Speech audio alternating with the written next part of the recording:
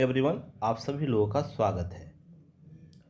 आज 1 अप्रैल है तो दैनिक जागरण और जनसत्ता जो हिंदी न्यूज़पेपर एनालिसिस हम लोग करते हैं उसके आज के सेगमेंट में हम लोग देखेंगे यूपीएससी, बीपीएससी और यूपी पीसीएस जैसे स्टेट पीसीएस जो आप लोग देते हैं उसमें कौन कौन से न्यूज़ आपके लिए इम्पोर्टेंट हो सकते हैं जो पीटी, मेंस और इंटरव्यू ओरिएंट आपके न्यूज़ को कवर करेगा।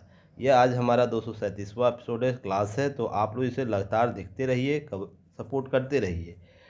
आज साथ ही साथ हम देखेंगे आज के संपादकीय में क्या विशेष है। तो चलिए आगे बढ़ते हैं। तो हमसे जुड़ने के लिए आप 599 पेड कर सकते हैं और 1 ईयर की वैलिडिटी के साथ यह उपलब्ध होगा। इसमें आप लोग मेंस आंसर राइटिंग के लिए आप क्या कर सकते हैं, शामिल हो सकते हैं। आप वीकली टेस्ट में शामिल हो सकते हैं। तो ध्यान रखिएगा, 2 आप लोगों को सेगमेंट दिया जाता है जहां 1 क्वेश्चन आपको डेली दिया जाता है और वीकली टेस्ट में आपको जो हिंदी न्यूज़पेपर का वीकली टेस्ट है उसमें आप निर्धारित समय अवधि में आप प्रश्न का उत्तर दे सकते हैं। तो चलिए हम आगे बढ़ेंगे, देखेंगे।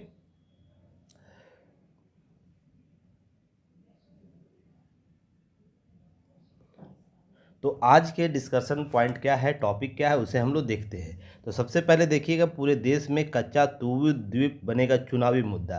क्या है कच्चा द्वीप का विवाद, यह हम देखेंगे। मामला क्या है, क्यों यह चुनावी विवाद बन सकता है, तो संबंधित तथ्य को देखेंगे। बिहार में चुनाव खर्च के हिसाब नहीं देने वाले पिछली बार प्रत्याशियों पर प्रतिबंध लगा था। एक रिपोर्ट डाटा एनालिसिस दिया गया है जिसमें चुनावी खर्च सीमा के बारे में कुछ राज्यों के आंकड़े दिए गए हैं। यह बहुत ज़रूरी हो जाता है जब भी हमारा चुनावी प्रक्रिया चलती है। चुनावी खर्च सीमा क्या होगा, चुनावी खर्च की क्या क्या शामिल किए जाते हैं, निर्धारित खर्च सीमा से अधिक खर्च कर दिया जाता है तो सज़ा का प्रावधान किया गया, ऐसे मुद्दे आपसे पूछे जाते हैं। तो इसे हम लोग देखेंगे, एक बहुत ही महत्वपूर्ण है और वीवीआई इसे रखिएगा।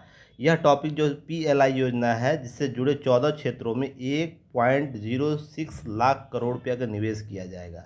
तो क्या है यह पीएलआई योजना, तो इस पर हम लोग भी बात करेंगे। क्यों इसे महत्वपूर्ण मैन्युफैक्चरिंग सेक्टर में जो निवेश किया जा रहा है वो भारत को कैसे आत्मनिर्भर बनाएगा, कैसे मेड इन इंडिया प्रोग्राम को बढ़ावा देगा, इसके सारे एस्पेक्ट को हम लोग देखेंगे। और आज के संपादकीय में महत्वपूर्ण है, मुक्त व्यापार समझौते की नई डगर खोजी जा रही है। तो यह क्या है डगर, हम अंतिम तक आप बने रहिएगा, इसे खोजने का प्रयास करेंगे। तो चलिए आगे बढ़ते हैं।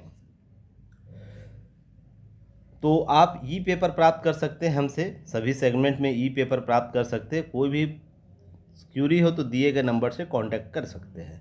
इसी के साथ अगर आप बीपीएससी के अभ्यर्थी हैं, बीपीएससी अब देना चाहते हैं प्रीलिम्स और मेंस दोनों, तो इसके लिए आप लोगों को युक्ति इस बेहतर प्लान लेकर आया है। 37 का प्रोग्राम है, तो आप इसमें कुल 5000 एमसीक्यू अप्रोच तैयारी कर सकते हैं, इसके संबंधित सेगमेंट को दे सकते हैं। वहीं मेंस आंसर राइटिंग प्रोग्राम जिसमें 100 टॉपिक पर आप कमांड क्रिएट कर पाइएगा, जिसमें हम 75 टॉपिक जिसमें बात कर रहे हैं आपको सब्जेक्टिव होगा और जो 25 टॉपिक होगा जिसमें हम फुल लेंथ टेस्ट लेंगे। ध्यान रखिएगा, इसमें 100 टेस्ट होंगे, 75 क्लासेज, और उसके बाद 100 टॉपिक पर आपको 100 टेस्ट आपको अवेलेबल कराया जाएगा। यह 25 जो होगा, लास्ट जो 25 टेस्ट होगा वो फुल लेंथ टेस्ट होगा आपको इसमें। तो इसके लिए प्रोग्राम लगातार दिए जा रहे हैं। आप इसको, अभी ऑफ़र चल रहा है तो 33% ऑफर के साथ आप इसे कम से कम 799 में प्राप्त कर सकते हैं। तो आप इसे ज़रूर ज्वाइन कीजिएगा। 75 topic wise classes and test और आपको 25 फुल लेंथ टेस्ट, तो आप इसके लाभ ले सकते हैं। चलिए आगे बात करेंगे। तो मेंटरशिप प्रोग्राम भी हमसे जुड़ सकते हैं, जिनको भी अगर लगता है कि हम आपको बेहतर चीज़ें उपलब्ध करा सकते हैं तो आप हमसे जुड़ सकते हैं। इसके साथ कुछ लिंक दिए रहते हैं, इन लिंकों का प्रयोग कीजिएगा ताकि आप बहुत जल्द ही उपलब्ध हो पाएगा। और ध्यान रखिएगा, आज आप लोगों को ऐप का लिंक प्रोवाइड करा दिया जाएगा आज शाम तक। तो जिन लोगों का ऐप सही से नहीं चल रहा है, जो वेबसाइट यूज़ कर रहे हैं, वो आज शाम तक नहीं तो कल मॉर्निंग तक आप लोगों को ये लिंक उपलब्ध करा कर आप उसे यूज़ कीजिएगा ताकि आसानी सारी चीज़ें उपलब्ध हो सके। लाइक शेयर सब्सक्राइब जरूर कीजिएगा युक्ति आईएएस को, ताकि हम और भी बेहतर हो सके, बेहतर बन के उभर सके। और ध्यान रखिएगा, अगर जो अभी लोग टेलीग्राम चैनल पर नहीं जुड़े हैं तो टेलीग्राम चैनल से जुड़ सकते हैं। और जल्द ही एक और प्रोग्राम लाया जा रहा है। अभी देखिए टेलीग्राम पर एमसीक्यू सीरीज चलाया जा रहा है ना।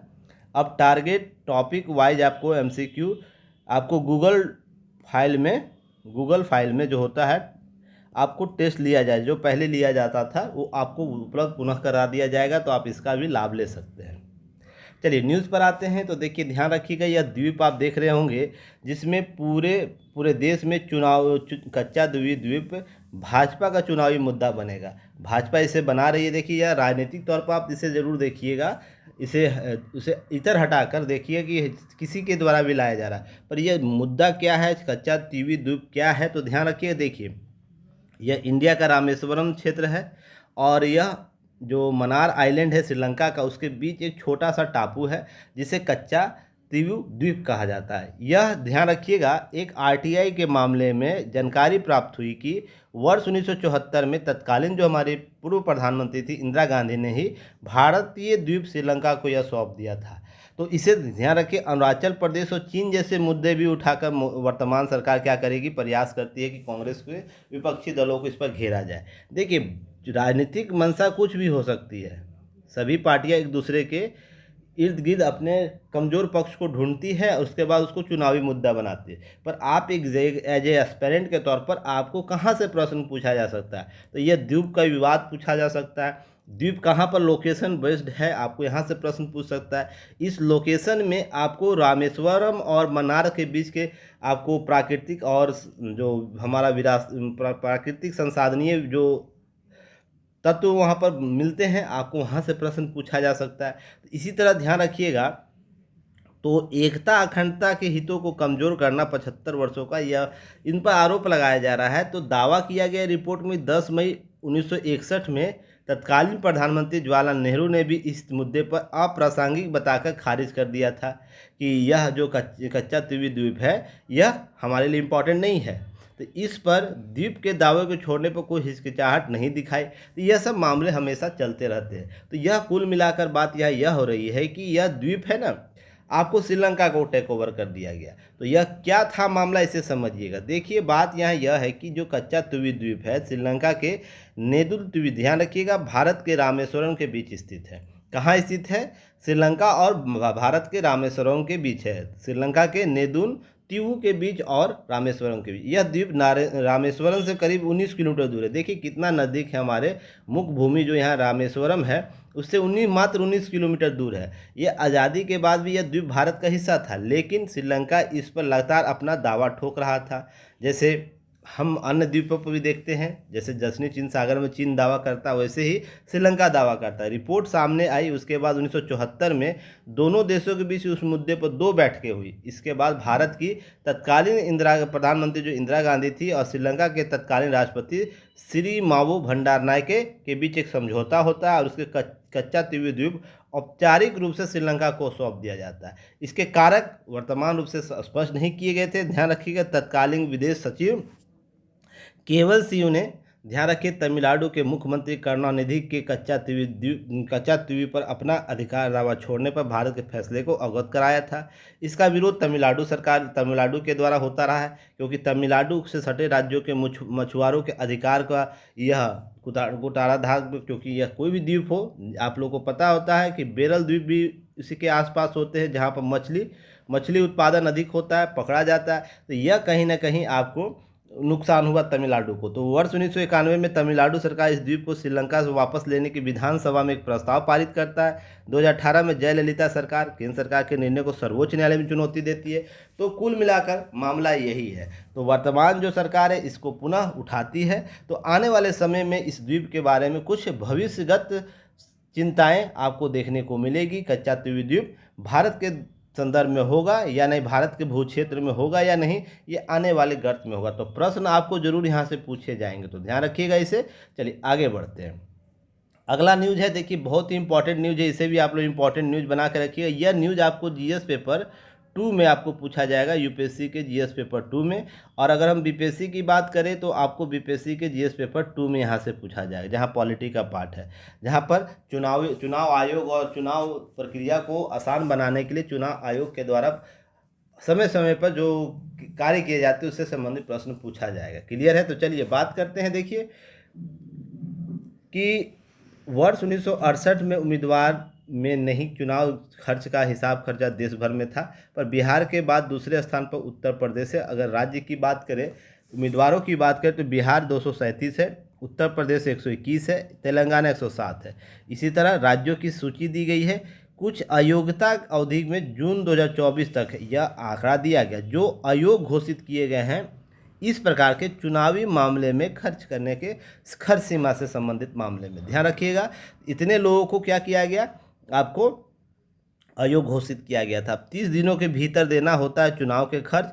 लोक प्रतिनिधित्व अधिनियम जो है उसके दिशा निर्देश के आधार पर यह है कि व्यक्तिगत विधानसभा या व्यक्ति जो है खड़ा होगा वो लोकसभा चुनाव में लड़ता है तो परिणाम घोषित होने के 30 दिनों के अंदर, अगर मान लीजिए चुनाव का परिणाम आज आ रहा है, 1 अप्रैल को आ रहा है, तो आपको 30 दिन के अंदर अप्रैल मई के फर्स्ट डेट को आपको सारे खर्च का ब्यौरा देना होगा कि चुनाव आयोग चुनाव में के दौरान आप किस प्रकार के खर्च किए।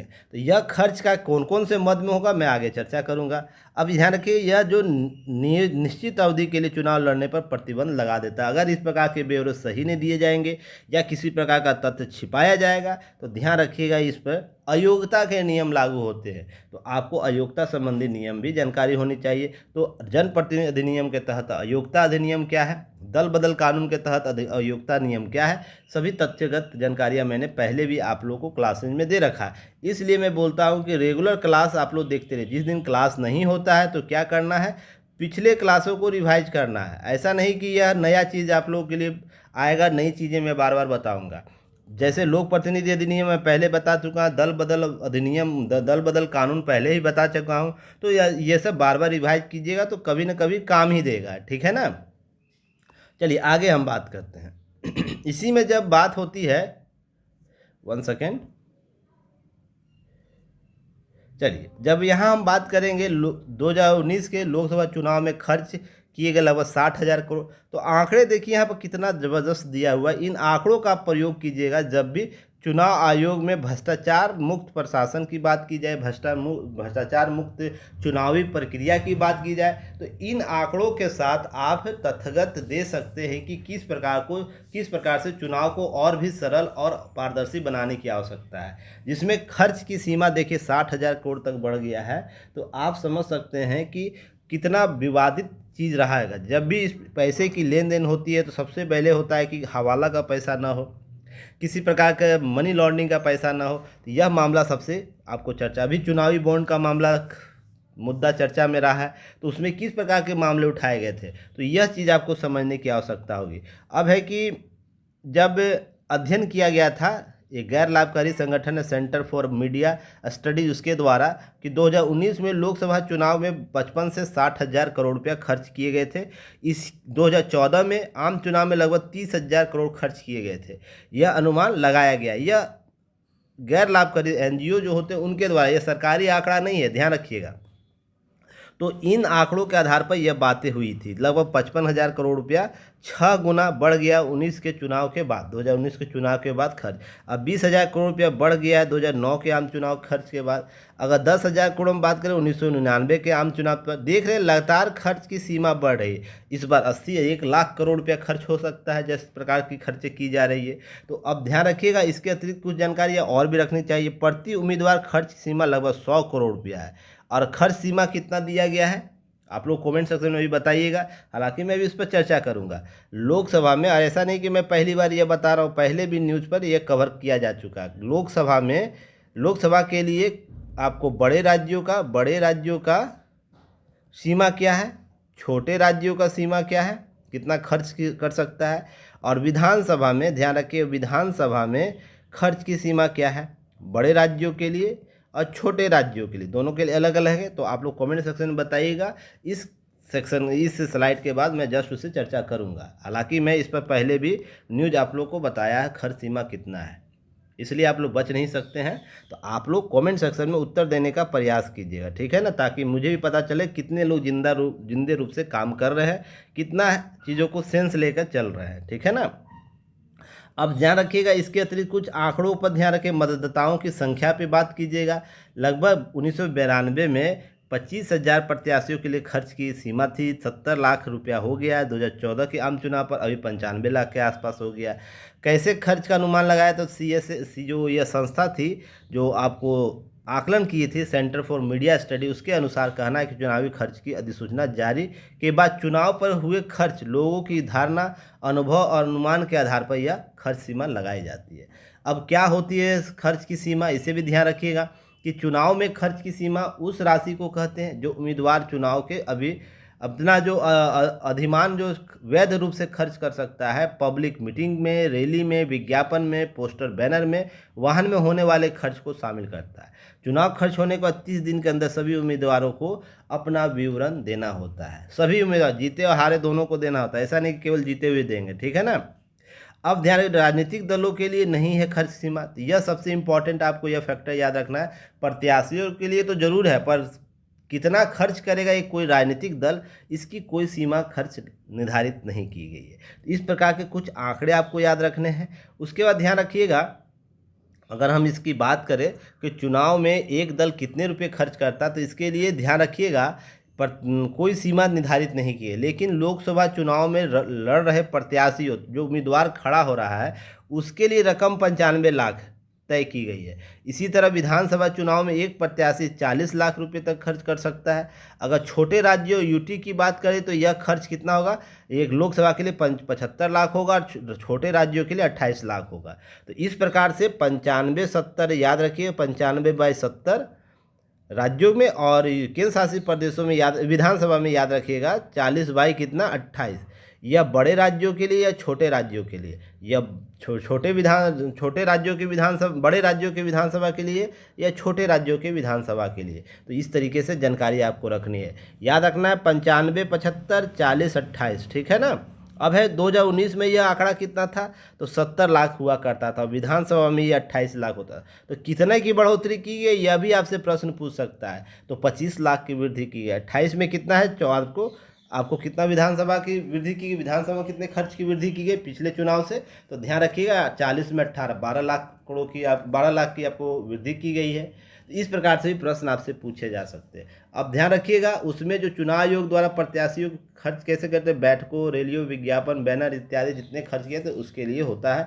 अब ध्यान रखिए 30 दिनों के अंदर आपको चुनाव आयोग को समक्ष अपने सारे ब्यौरे देने होंगे चुनाव संबंधित खर्च में। अब ध्यान के कास्ट फैक्टर भी वोटर्स को बढ़ाती है, बेस्ट इन करती है, तो यह चीज़ें आपको रोकने का प्रयास करती है। अब देखिए, उम्मीदवार द्वारा सीमा से अधिक व्यय या खाते में गलत विवरण देने पर जो लोक प्रतिनिधित्व अधिनियम 1951 की धारा 10 के तहत इलेक्शन कमीशन ऑफ इंडिया द्वारा उसे 3 साल के लिए अयोग्य घोषित किया जा सकता है या उससे अधिक किया जा सकता है, कम से कम 3 साल के लिए। तो यह धारा आपको इम्पोर्टेंट रूप से याद रखनी, कितना 1951 का जो RPA एक्ट है उसके तहत धारा 10 जो है उसके तहत आपको 3 साल, कम से कम 3 साल के लिए अयोग्य घोषित कर दिया जाएगा। यह मामला कुल बनता है। अब इसके अतिरिक्त ध्यान रखिएगा, इसके लिए आप लोग को पता होगा जब एक राष्ट्र एक चुनाव की बात हो रही थी, उस समय भी बात हुई थी कि राज्य अनुदान दे चुनावी खर्च के बारे में, तो एक तथ्य मामला आया था। तो इसी प्रकार से इंद्रजीत समिति ने क्या कहा इस मामले में, तो इंद्रजीत समिति जो था 1998 में गठित हुआ था, उसके द्वारा राज्यों द्वारा वित्त पोषित आर्थिक रूप से कमजोर राजनीतिक दलों के लिए समान आधार पर सुनिश्चित करेगा, ऐसा कदम सार्वजनिक हित के लिए में होगा। ऐसा इंद्रजीत कमेटी बोल चुका है कि चुनाव के दौरान चुनावी खर्च जो बढ़ाने की बात होती है, अंधाधुंध खर्च किया जाता है, उसको राज्य द्वारा कंट्रोल किया जाएगा। राज्य के द्वारा अगर किया जाएगा तो यह अंधाधुंध जो खर्च होता है उसकी सीमा रुक जाएगी। जैसे 60,000 करोड़ की बात हो रही है, इस बार यह आंकड़ा और भी बढ़ सकता है। 3 गुना की बात करें तो लगभग 1,20,000 करोड़ हो सकता है। तो यह आंकड़ा अगर बढ़ेगा तो राज्य इस पर अगर कार्य करेगा तो क्या होगा, कंट्रोल कुछ होगा। यह सिफारिश की गई राज्यों के द्वारा धन केवल मान्यता प्राप्त राष्ट्रीय और राज्य दलों के लिए दिया जाना चाहिए। यह आर्थिक सहायता उम्मीदवारों के प्रदान की जाने वाली मुफ्त सुविधाओं के रूप में दी जानी चाहिए। यह बातें की जा रही थी इंद्रजीत गुप्ता समिति 1998 के मामले में।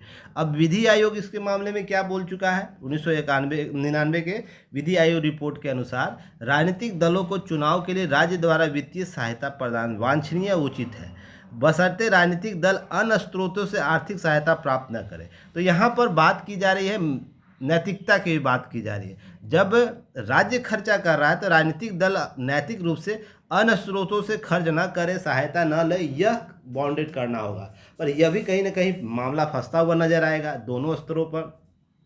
अगर हम संविधान के कामकाज की समीक्षा की बात करें, गठित कमेटी राष्ट्रीय आयोग की बात करें, तो उसके द्वारा भी उपचुनाव के जो मामले थे उसके लिए राज्य द्वारा वित्त पोषण से पहले की करने की आवश्यकता पर बल दिया। इस प्रकार जितने भी कमेटी और आयोग बनाए गए, ध्यान रखिएगा, वो सभी ने अपनी बातें रखी हैं जो राज्य के द्वारा वित्त पोषण किया जाए। पर क्या यह व्यवहारिक है, यह भी समझने वाली बात होगी। क्या यह व्यवहारिक है, तो दो पक्ष आपको यहाँ समझने होंगे। एक राजनीतिक जो दल है, राजनीतिक दल है उसके संदर्भ में, एक संसाधन के संदर्भ में, देश का संसाधन के संदर्भ में।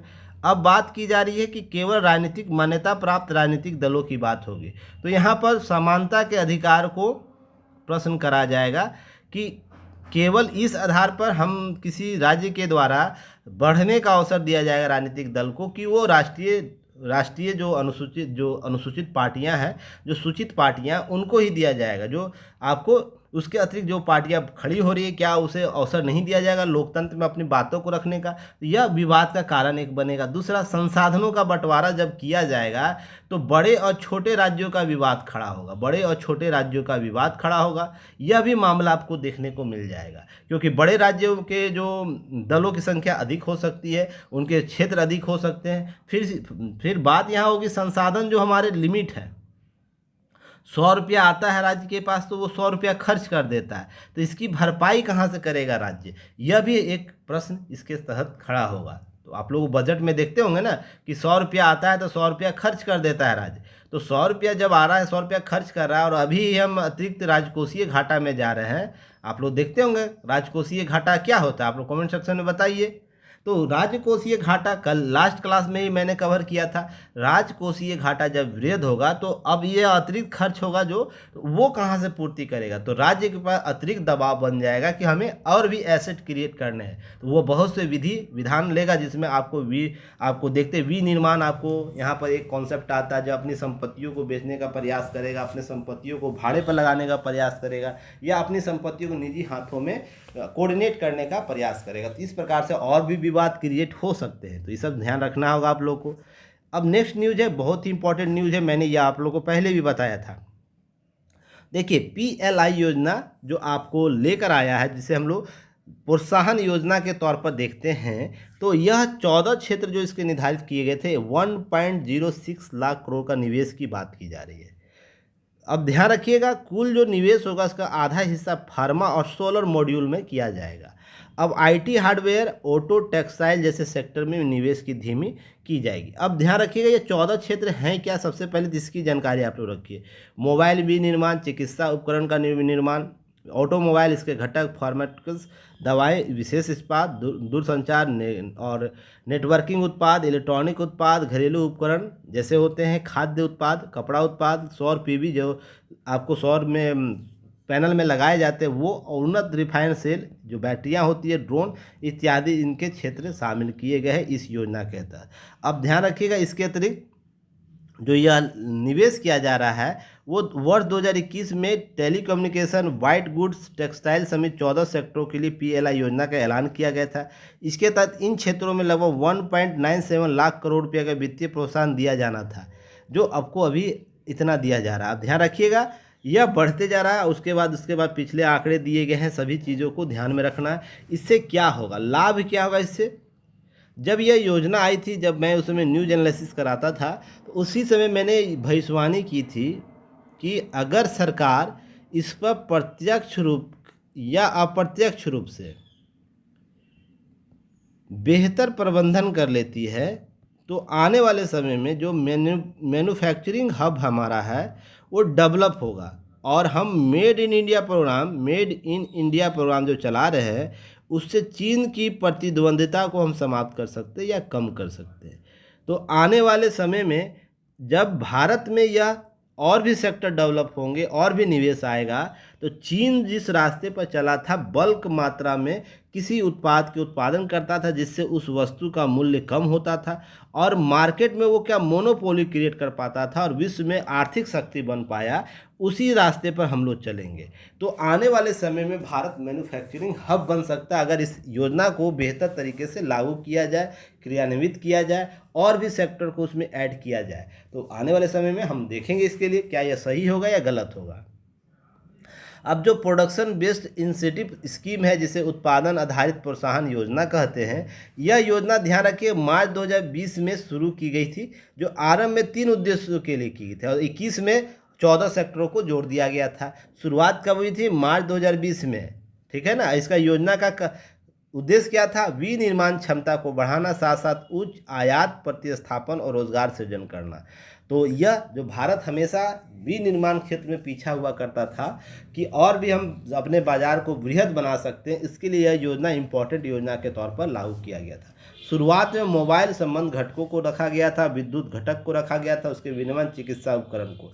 बाद में 2021 में 14 क्षेत्रों को इसमें जोड़ दिया गया और यह घरेलू और विदेशी कंपनियों को भारत में विनिर्माण के लिए 5 वर्षों तक उनके राजस्व के प्रतिशत के आधार पर वित्तीय लाभ प्राप्त करने का अवसर देता है। तो यह भी आपको ध्यान रखना है, तो यह इंपॉर्टेंट फैक्टर के तौर पर आपको काम देगा। अब चलिए संपादकीय पर हम बात करें तो हम चीज़ों को जल्द से जल्द कवर करने का प्रयास करेंगे, क्योंकि वीडियो हो जाता है लंबा और आप लोग थोड़ा सा करते हैं कंप्लेन कि सर बहुत बड़ा हो जाता है वीडियो। प्रयास रहेगा। चलिए, आप लोगों को क्लास कैसा लगता है, कमेंट सेक्शन में ज़रूर लिखिए, सपोर्ट कीजिए, अपने दोस्तों को शेयर कीजिए, क्योंकि जो प्रोग्राम आपको हिंदी न्यूज़पेपर एनालिसिस के लिए मेरे द्वारा लगातार किया जा रहा है, इसको आने वाले समय में आपको लाभ देगा। जो भी स्टूडेंट हैं उनका मेंस बेहतर होगा। पीटी प्लान जो आप लोगों को पहले देते हैं, पीटी प्लानर के तौर पर आपको यह लाभ देगा और इसका लाभ खासकर इंटरव्यू में आपको बहुत बेहतर तरीके से मिले। रीज़न है कि मेंस और इंटरव्यू के बीच के गैप जो होते हैं रिजल्ट के बाद बहुत कम समय होता है। तो जो बच्चा पहले से तैयारी कर रहा है, 365 दिन चीज़ों को लेकर चल रहा है, उसका लाभ लगातार मिलेगा। ठीक है ना। चलिए, तो विश्वास बनाए रखिए। ठीक है। अब है मुक्त व्यापार समझौतों की नई डगर खोजी जा रही है। तो क्या है? वैश्विक आर्थिक सुस्ती। आप लोगों को जानकारी होगा वैश्विक आर्थिक सुस्ती क्यों है। अब रूस यूक्रेन का युद्ध चल रहा है, उसके कारण एक मामला है। एक मामला आपको देख रहे होंगे कि इजराइल और फिलिस्तीन के बीच जो मामला चल रहा है। दूसरा लाल सागर विवाद चल रहा है। यह सब मामला हमेशा, और इसी के बाद इजराइल फिलिस्तीन का मुद्दा है, रूस यूक्रेन का मुद्दा है, बीच वैश्विक व्यापार निर्यात चुनौती स्थिति में है। अब यह तब भारत के लिए वैश्विक व्यापार और जो निर्यात बढ़ाने के लिए मुक्त व्यापार समझौते, जिसे हम लोग फ्री ट्रेड एग्रीमेंट भी कहते हैं, कि असहमति बढ़ गई है। अब ध्यान रखिए, इस परिप्रेक्ष्य में हाल ही में भारत और 4 यूरोपीय जो देश है के समूह, जैसे यूरोपियन फ्री ट्रेड एसोसिएशन बोलते हैं, के बीच निवेश और वस्तु और सेवाओं को दोतरफा व्यापार को बढ़ाने के लिए किया गया मुक्त व्यापार समझौता अत्यधिक महत्वपूर्ण है। तो इस व्यापार आर्थिक समझौता कहा गया, जिसे क्या कहा गया है? TEPA। अब चलिए कमेंट सेक्शन में बताइएगा आप लोग, भारत किन किन देशों के साथ व्यापार मुक्त समझौता किए हुए, मुक्त व्यापार समझौता किए हुए, FTA किए हुए हैं, किन किन संगठन के साथ किए हुए, अर्थात किस देशों के संगठन के साथ किए। और इस पर मैंने लगभग 5-6 बार न्यूज एनालिसिस करवाया हूँ मुक्त व्यापार समझौता FTA पर। जो बच्चे स्टूडेंट पहले से करते आ रहे, कमेंट सेक्शन में जरूर दीजिएगा। मैंने बाकायदा लिस्ट दिया और इससे बीपीएससी में प्रश्न पूछा गया, जिसमें आप ऑस्ट्रेलिया से जो किया गया था उस समय मैंने कराया था, तो उसमें ऑस्ट्रेलिया से बीपीएससी में प्रश्न भी पूछा है, यूपीएससी में प्रश्न पूछा है, तो आप लोग ज़रूर दीजिएगा। इसका नाम क्या रखा गया है? इसका नाम TEPA रखा गया। तो ध्यान रखिएगा, इस व्यापार समझौते में पेरू शामिल है, ओमान है, ब्रिटेन है, यूरोपीय संघ ध्यान रखें सहित कई देश भारत के साथ मुक्त व्यापार समझौते के बीच आगे बढ़ते दिख रहे हैं। अब यह जो समझौता इसी तरीके से कराने का प्रयास करे, तो कुछ देशों के साथ भारत अलग से समझौते को देगा आयाम, तो यह भी ध्यान रखना है। अब मुक्त व्यापार समझौता होता क्या है, ये भी ध्यान रखना। फ्री ट्रेड एग्रीमेंट होता क्या है, तो इसके लिए ध्यान रखिएगा, दो या दो से अधिक देशों के बीच एक ऐसी व्यवस्था क्रिएट की जाती है जिसमें साझेदार देश, अर्थात ए देश बी देश के साथ, ठीक है, और बी देश ए देश के साथ जो व्यापार करता है, आयात निर्यात करेगा, आयात और निर्यात करेगा। आयात का मतलब कि ए देश बी देश को कुछ क्या कर रहा है, उससे खरीद रहा है, बी देश से कुछ खरीदेगा, और निर्यात का मतलब ए देश बी देश को कुछ बेच रहा है। ठीक है। अब ध्यान रखिएगा, सीमा शुल्क लगता है कि इसके बाउंड्री सीमा में अगर बी देश कोई वस्तु अपने ए साथी देश को भेज रहा है, तो ध्यान रखिएगा उसके लिए कुछ सीमा शुल्क होगा, उस सीमा शुल्क को या तो कम कर देता है या कम करने की सहमति होती है। अब ध्यान रखिएगा ऐसे मामले डब्ल्यूटीओ के प्रावधानों के तहत किए जाते हैं, वर्ल्ड ट्रेड ऑर्गेनाइजेशन के प्रावधानों के तहत किए जाते हैं। क्लियर है।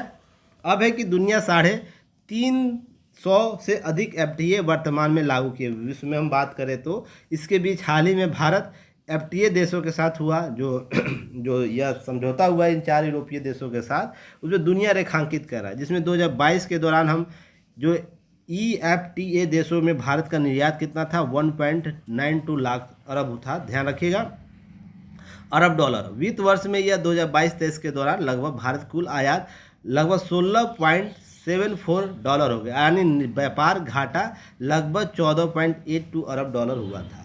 अब इसे में जो ईएफटीए है वो देशों में किया गया एफटीए भारत का निर्यात बढ़ाने अहम भूमिका लगाए, तो व्यापार घाटा को भी कम करने का प्रयास किया जाता है एफटीए के तहत। तो ध्यान रखिएगा ये एक मुद्दा उभर कर सामने आएगा, तो आपको यहाँ पर ध्यान रखना है कि इसके तहत व्यापार घाटे को भी कम करने का अवसर प्राप्त होगा। भारत जो एफटीए किया हुआ है देशों के साथ, इन 4 यूरोपीय देशों के साथ, जिसे ईएफटीए बोल रहा है, देश व्यापार और निवेश समझौते में 15 वर्ष से भी लंबे समय से बातचीत कर रहे थे। करीब 13 दौरे के चर्चा हुई और 2013 के अंत में इस पर बातचीत रुक गई और इस पर प्रक्रिया आ रही है। इसके बाद 2016 में यह प्रक्रिया अपनाती है, तो यह समझौता धरातल पर आता है। भारत ईएफटीए व्यापार समझौता एक मुक्त, निष्पक्ष और समानता वाले व्यापार की प्रतिबद्धता का प्रतीक है। यह सब बातें हो रही है। कुल मिलाकर बात की जाए, यह जो ईएफटीए देश यूरोपीय संघ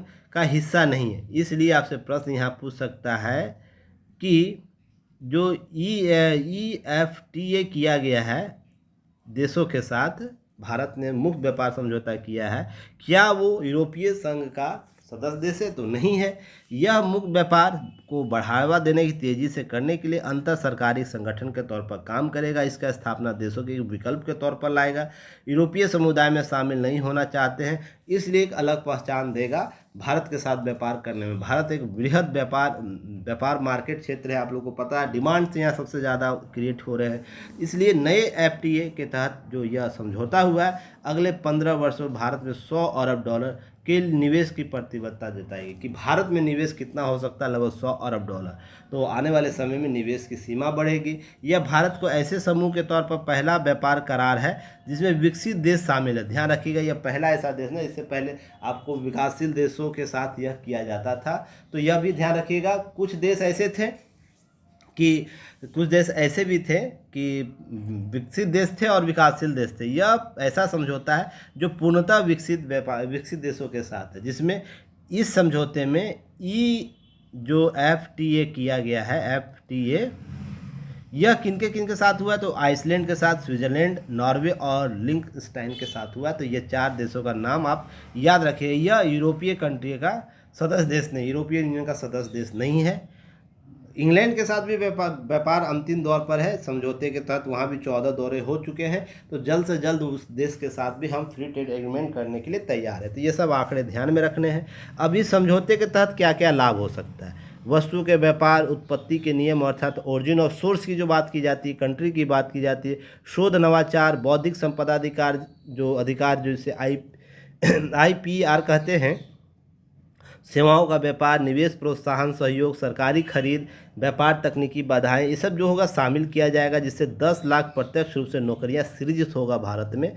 इसमें व्यापार से ज़्यादा निवेश पर जोर किया जा रहा है। ध्यान रखिए निवेश पर बात की जा रही है, 100 अरब डॉलर की बात हो रही है। अभी मैंने जस्ट बातें की थी। इससे क्या होगा? भारत में डिमांड क्या होगा? क्रिएट होगा, इससे रोज़गार क्रिएट होगा। यह सब चीज़ें होंगी ना, तो आपको जानकारी होनी चाहिए। इसके बाद 4 यूरोपीय देशों में भारत का कुल व्यापार, स्विट्जरलैंड की हिस्सेदारी 90% से अधिक तथा बाकी अन्य 300 देशों में शामिल किए गए। इस समझौते में डिजिटल व्यापार की बात हो रही है।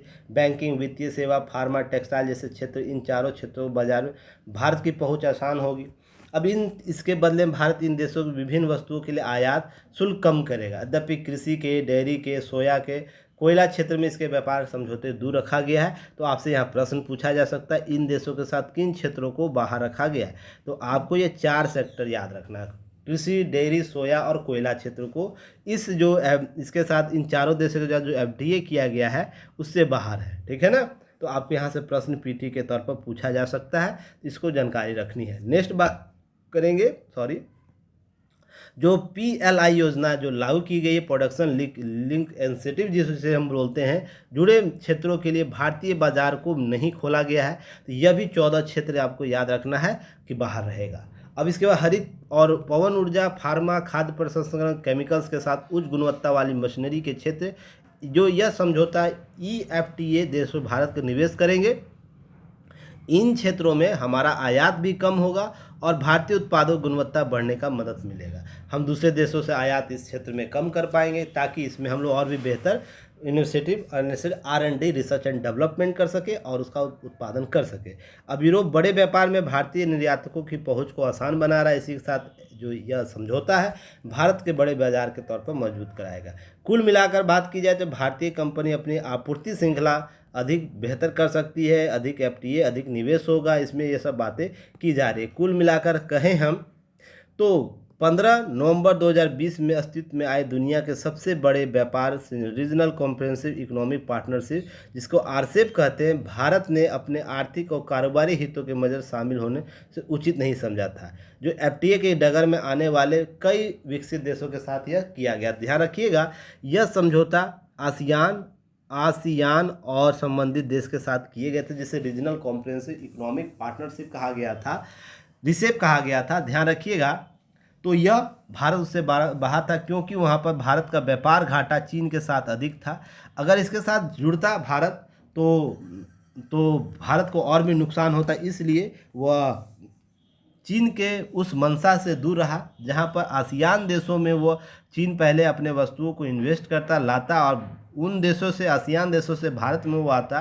तो यह जो जाल चीन के द्वारा बिछाया जा रहा था इस इकोनॉमिक पार्टनरशिप के माध्यम से, तो उसे खारिज किया गया। हालांकि ध्यान रखिएगा, भारत के लिए अभी तक यह खुला है, भारत कभी भी आके इस मन से जुड़ सकता है। तो जब तक भारत चीन के साथ व्यापार घाटे को कम नहीं करेगा तब तक वह भारत इसमें शामिल नहीं हो सकता है। जब यह समझौता हुआ था 20 में, तो जाके देखिएगा, मैंने वीडियो में इसकी बातें कह रखी है। और इसके बाद भारत विदेशी व्यापार जो नीति है, नया मोड़, दुनिया के प्रमुख देशों में मुक्त व्यापार समझौते की डगर पर तेजी आगे बढ़ी है। दुनिया के यह संदेश जा रहे हैं कि भारत दरवाजे वैश्विक व्यापार और कारोबार के लिए तेजी से खुल रहे हैं। कुल मिलाकर बात यही हो रही है कि अब भारत दुनिया के लिए वैश्विक दरवाजे के तौर पर व्यापार और कारोबार के लिए तेजी से खोल रहा है। तो हम और अन्य देश मिलकर बेहतर संसाधन वितरण कर सकते हैं, लाभ ले सकते हैं। कुल मिलाकर बात की जाए तो देखिए, भारत एफटीए के बाद, जो ईएफटी के बाद अब ओमान, ब्रिटेन, कनाडा, दक्षिण अफ्रीका, अमेरिका, इजराइल, खाड़ी देश परिषद, यूरोपीय संघ के साथ भी एफटीए के शीघ्र से शीघ्र अंतिम रूप दिया जा सकेगा, ऐसा प्रयास किया जा रहा है। उससे पहले हम ऑस्ट्रेलिया की बात करें, यूए की बात करें, किए गए एफटीए लाभप्रद सिद्ध हुए हैं। आप लोगों को मैंने चर्चा भी किया था, यही ऑस्ट्रेलिया से बीपीएससी में प्रश्न पूछा था। तो आपसे ध्यान रखिएगा, जो देश के साथ हमेशा देखिए एफटीए जो है, कुल ये मिला के चलिए कि लाभ तब होगा जब आपका बाज़ार मजबूत होगा। लाभ तभी होता है जब आपका बाज़ार मजबूत होगा और आपका made in India programme concept आपके यहाँ लागू होगा, तो ही जाके आप किसी प्रकार के इन्वेस्ट जिस क्षेत्र में कर रहे हैं उसका लाभ आपके देश को होगा। आप निर्यात अधिक कर पाएंगे, निर्यात अधिक कर पाएंगे, आयात कम करिएगा ताकि आप दूसरे देशों से डॉलर कमा सके और अपने संसाधनों को और भी बेहतर कर सके। क्लियर है? तो आगे बात करते हैं, लास्ट स्लाइड होगा। इसी के साथ हम कल फिर नए न्यूज एनालिसिस के साथ मिलेंगे, तब तक के लिए धन्यवाद। उससे पहले आप लोग ध्यान रखिएगा, आज का क्वेश्चन लिख लीजिए, आज का प्रश्न कि एफटीए क्या है। भारत विश्व के साथ कौन कौन से एफटीए नीति पर काम कर रहा है, नीति पर कार्य कर रहा है। क्या एफटीए हालिया समझौता विकसित देशों के साथ भारत की प्रतिबद्धता को कम करेगा? स्पष्ट करें। चलिए, यह 15 अंक का है, शॉर्ट फॉर्म में लिखिएगा। अभी हाल में एफडीए किया गया है, जो बात हो रही है अभी 4 देशों के यूरोपीय कंट्रियों के साथ, 4 जो यूरोपीय कंट्री है उसके साथ जो बातें हो रही है उसकी बात चर्चा रखना है। एफडीए क्या है इसकी चर्चा करना आपको, विश्व के साथ कौन कौन से एफडीए भारत के किए हैं, किस संगठन के साथ किए उसकी चर्चा कर देना है, बस लिस्ट नाम बता देना है, उसके प्रतिबद्धता बता देना है। क्लियर हो गया? तो चलिए इसका प्रयास आप लोग कीजिएगा। इसके अतिरिक्त आप लोग मेंस आंसर राइटिंग प्रोग्राम में भाग ले सकते हैं, मेंस आंसर राइटिंग प्रोग्राम में भाग ले सकते हैं। साथ ही साथ आप लोगों को पीटी क्लासेज चलाई जा रही, पीटी की टेस्ट हो रहे हैं, आप उसमें ले सकते हैं भाग। एनसीईआरटी टेस्ट हो रहा है, एनसीईआरटी टेस्ट हो रहा है, उसमें भाग ले सकते हैं। तो बहुत सी सुविधाएं दी गई हैं, आप उसका लाभ लीजिए और हमसे जुड़ने का प्रयास कीजिए। चलिए फिर मिलते, तब तक के लिए धन्यवाद।